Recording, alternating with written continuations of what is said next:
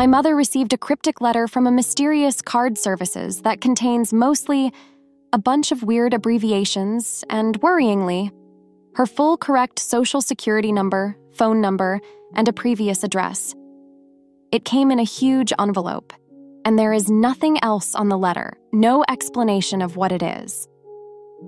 Nowhere does it say the name of the financial institution or the reason for the correspondence.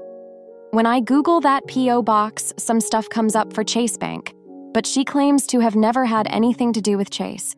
She states that she called BOA, which is her primary bank, and the rep told her it didn't come from them. Any advice is welcome.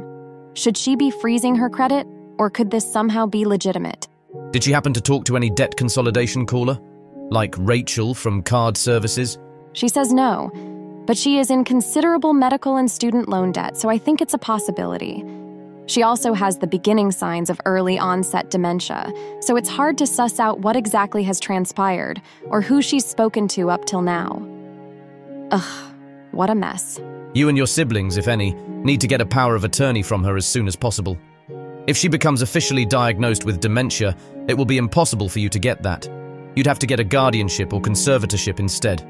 These people prey on the early dementia people. Full audit of her financials. Likely they have been talking to her on the phone regularly already. My grandfather made a ton of money farming sheep in Ireland. He gambled a lot and was always trying to tax dodge, so he hid about 50 to 100K in cash somewhere on his property, a farm on the side of a big mountain, and kept about 50K in his credit union bank account. He got dementia and couldn't remember where he put the cash, sometimes totally with it, but even when he was and wanted to withdraw the credit union money to give to his 5 surviving kids, he wasn't allowed to due to the diagnosis. Wow, I really want story time on your trip to the farm with a metal detector, as this could be book or movie material for you. Problem is, one uncle bought out 4 of the other 5 living siblings' shares of the property.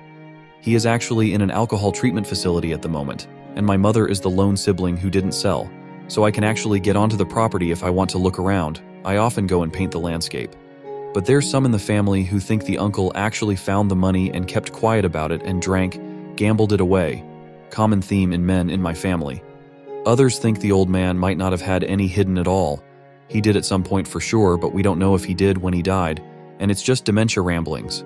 I tend to think he would have hid it somewhere around the house, and that if it was there, my uncle found it.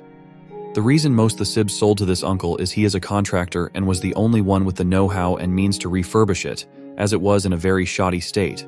So the theory is if it was hidden in some walls or cavity, he would have found it. My grandfather was 86 when he died, and only in the last couple years was he unable to go up the mountain and find any lost sheep with his dog. But I don't think it's buried in the fields or the hills.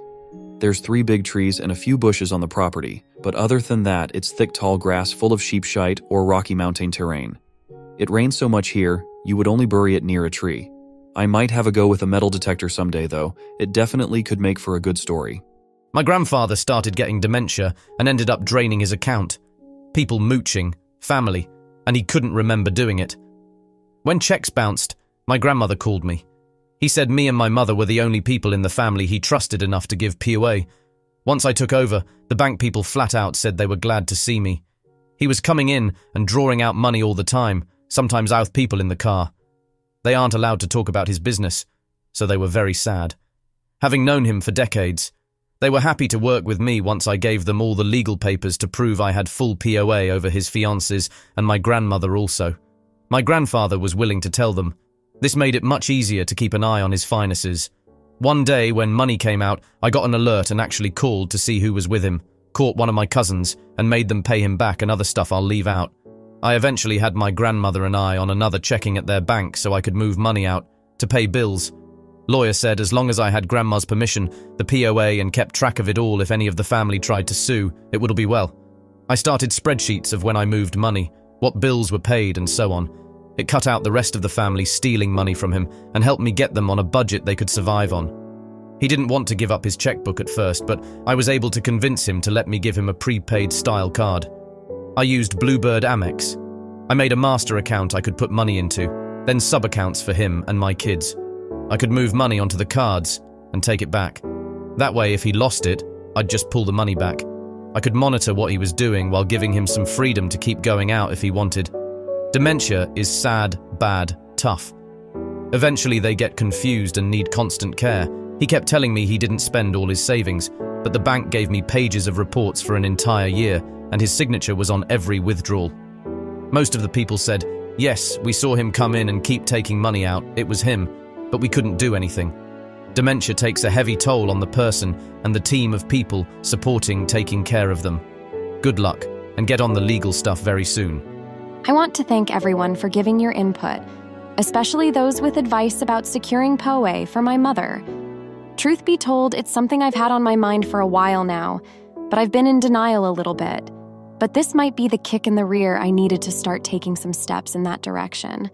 It's been a bit tough since she is on the West Coast and I'm on the East Coast, but we've managed to get her credit frozen. As far as securing her other accounts, that's going to take a bit more work, but it will get done.